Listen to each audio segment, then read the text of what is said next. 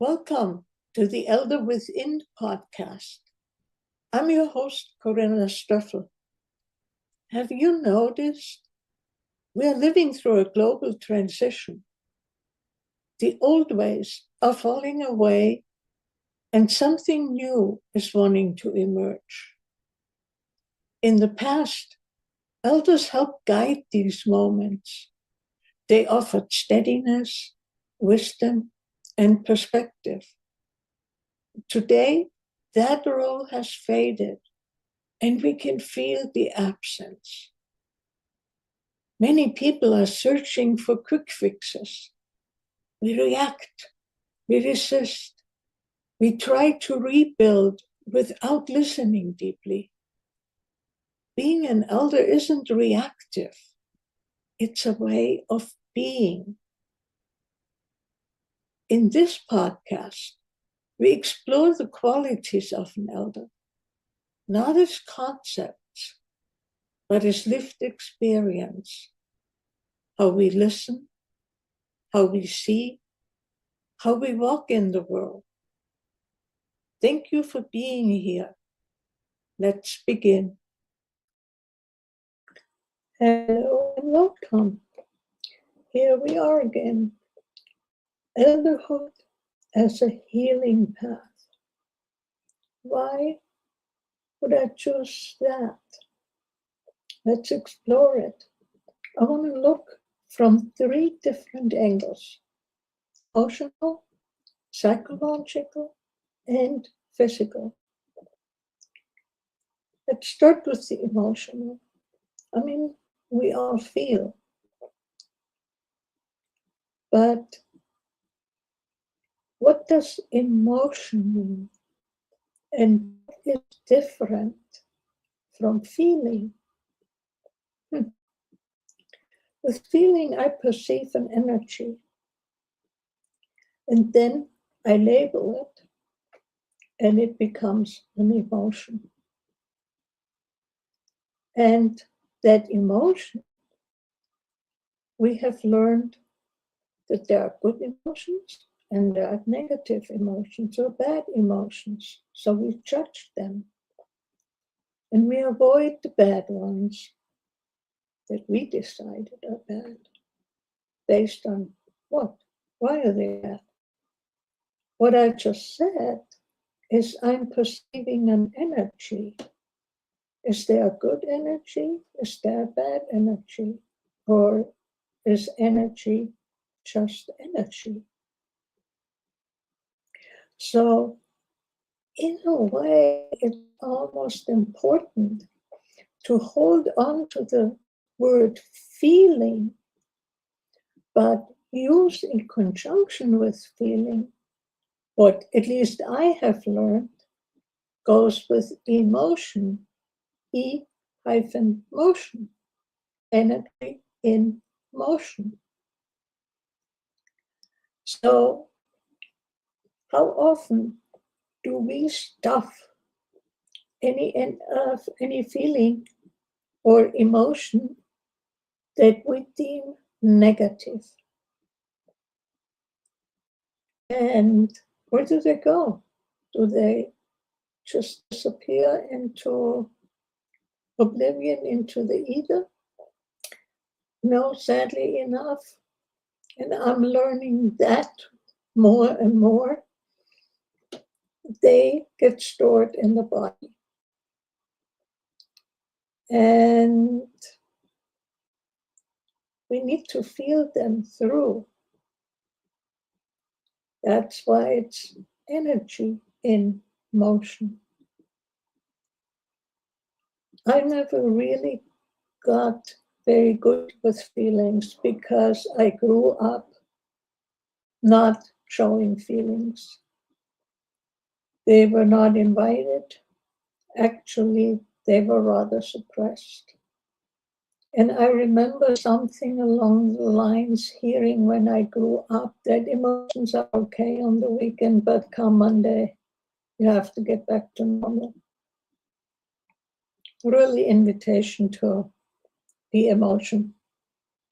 And eventually, if we don't feel them through, they lead to dis-ease in the body, disease, illness. And one of the things that I have become to wonder is the tremors that I have, and they're diagnosed medically as benign tremors, but are they unprocessed feelings? And that's something I'm exploring in that arena.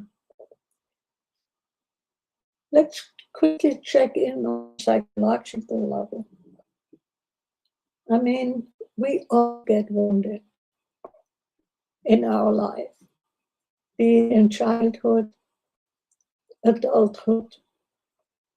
And with wounding, I'm not talking about a physical wound. I'm talking more about a psychological wound.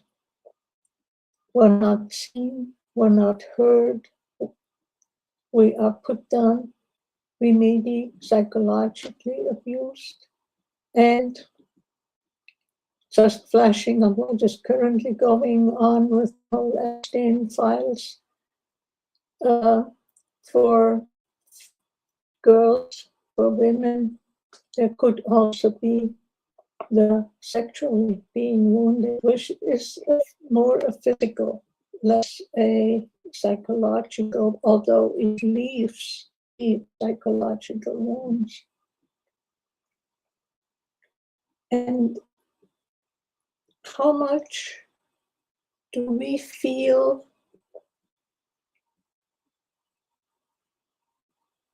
that we can't respond to something? As a result of trauma, we tend to react. Well, there it is. The trigger, boom, here I go. There is no thinking involved. And that wounding has also been touched in the body. Healing path. It impacts the nervous system. So, third area is physical. Health challenges bring up feelings. What's new? Here we are with feelings again. But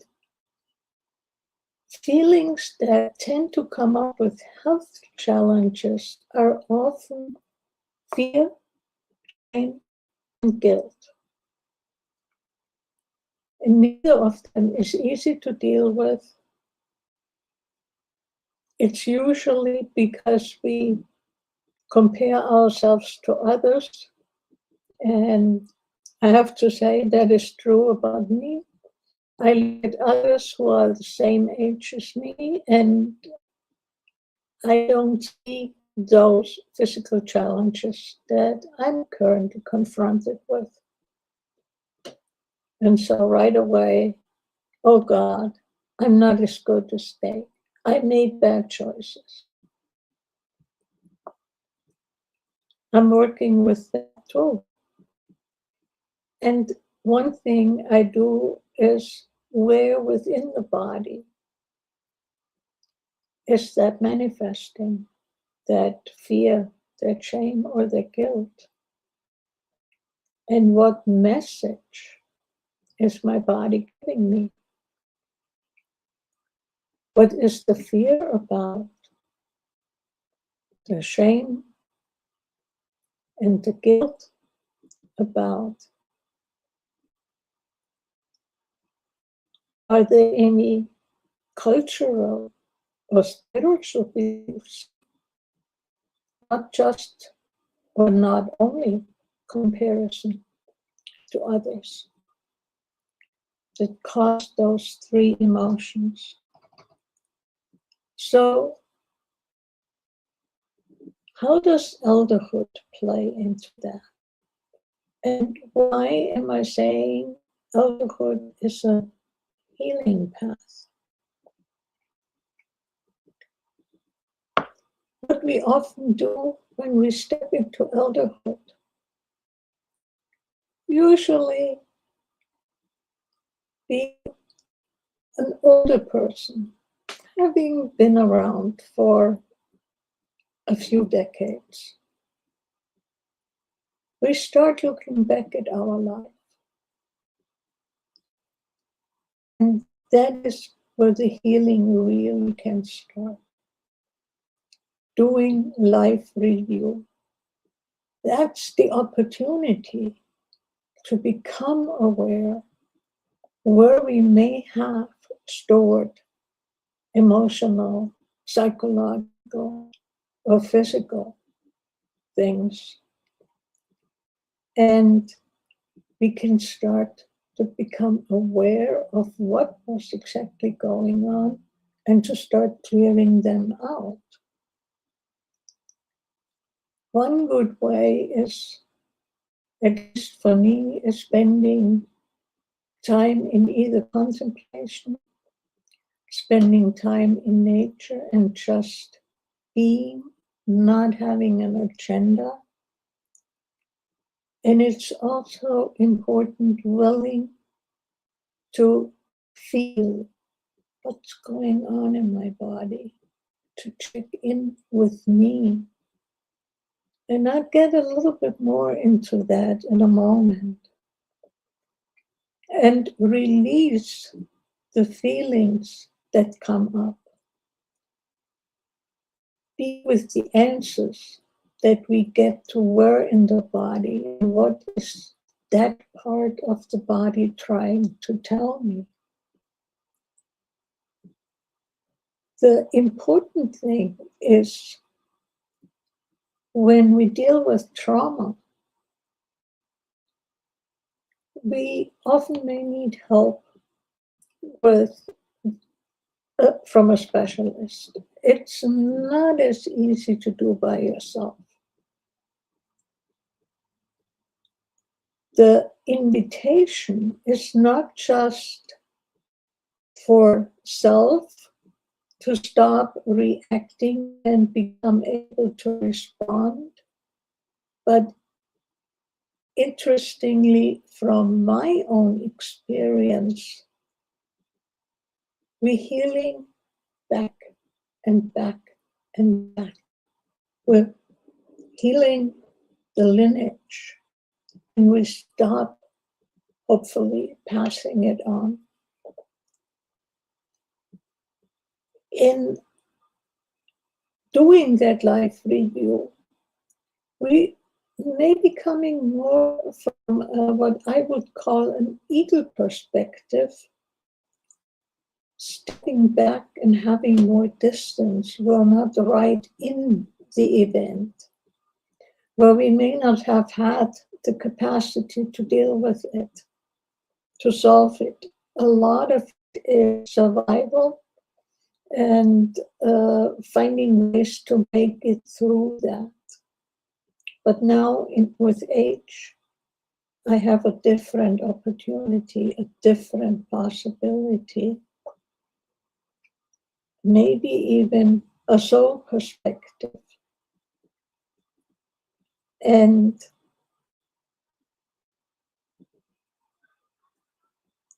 how are past decisions playing out? That question requires an incredible amount of honesty with oneself. And that may not be easy to deal with. Requires some steadfastness. And are those decisions that I made back then still valid? Are they still helpful? As I said, we had less experience. We had less knowledge often. So is that childhood experience and the decision that I made as a result of it still a valid decision today? Is the decisions I made on how to deal with the trauma that I experienced, is that still a valid decision? Or by healing the trauma with the help of the therapist, maybe, can I get to a different space and look at life from a different perspective, a new perspective? We all have the tendency to avoid pain. And some of that, what I just talked about and invited you to, can be painful. I mean, doing life review, I have been in situations where I sort of wanted to hide under a blanket. I did not feel good about what I had chosen, how I had acted. But without doing it, I'm stuck. I can't move forward. So for me, the ability to move forward is important. And I may not be able to continue right now, but I can come back in a day or two or a week and continue the exploration and go from there. Now, I have noticed that I've been talking that I'm dealing with physical challenges, but I've never really talked about what physical challenges am I dealing with. And there is actually a good reason for that. And I have to admit, I am so much my own reference point. And I know how much I tend to compare myself to others. Even if at this age now, it may no longer contain a judgment of me, but there is still the comparison. And the reality is, illness is very individual. It's unique to each person because life experiences are unique. There is no one size fits all, but the comparison goes into that one size fits all exactly. I am assuming that if I have illness X that another person has, that the progress, how it is unfolding in me, will be exactly as the other person. And therefore, I need to do what the other person is doing. No, what I'm experiencing is unique to me. It may be similar, but not the same. And that is an important point to keep in mind. And recovery is in the same way then, individually. We all have our successes and we have our setbacks. Recovery is a journey. It's not a line that goes straight from bad to good. And I remember just recently, I had a setback and I felt that almost like a physical blow. And that really caught my attention. Oops, what are you trying to tell me? And I sat with that. I mean, I noticed thoughts coming up. Why struggle? I may as well give up. And as an elder, if we are present with what is, then we notice those kinds of thoughts. and pay attention to them. And I'm to say that you could have insulted more telling me that I'm a victim 20 years ago, because I was so offended by it, and I was not a victim. Today I know that being a victim is part of my whole makeup. It's part of me. I can go into that space, and I no longer judge it. It is an insight. Oh, the victim came up. Where did it come up? What was going on? And it's really important to understand how much we avoid the pain that we are feeling. But what if we go and go into the pain and ask the pain, what are you telling me? What can I discover here?